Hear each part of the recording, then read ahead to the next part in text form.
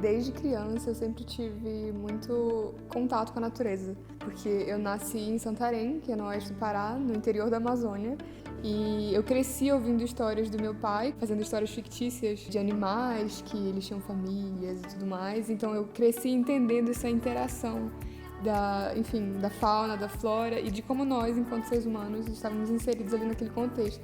A partir disso, eu acabei desenvolvendo o interesse pela causa socioambiental. Meu nome é Luísa, eu tenho 20 anos e eu sou articuladora do Engajamundo. Durante todo o meu ensino médio, ensino formal na escola, eu nunca fui muito incentivada a trabalhar com essas pautas. Eu só fui desenvolver esse interesse dentro da universidade.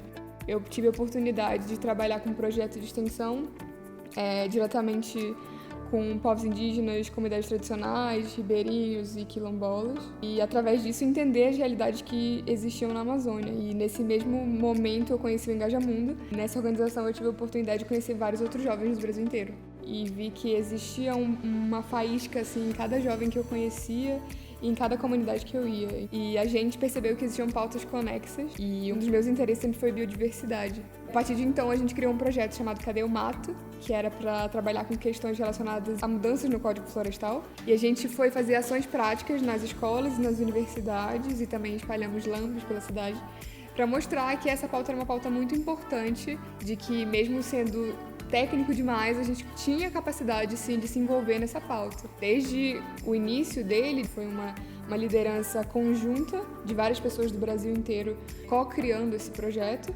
até onde a gente realmente ia para as escolas e falava sobre isso e tinha rodas de conversa com as pessoas interessadas nessa temática. É que ser um jovem transformador é usar as suas capacidades para espalhar a mensagem. Que eu percebo que não vale a pena se eu souber de tudo, eu tenho que compartilhar isso com outras pessoas. E também tenho que ouvir o que as outras pessoas têm para me dizer e para contar das histórias delas e de que forma a gente pode construir junto uma coisa que vai impactar muito positivamente. Eu diria para um potencial jovem transformador que ele é capaz, independentemente do contexto em que ele está inserido, independentemente da idade que ele tenha, mas só o fato de você pensar em ter essa iniciativa já é muita coisa. Meus pais, eles gostam muito do fato de eu fazer o que eu gosto.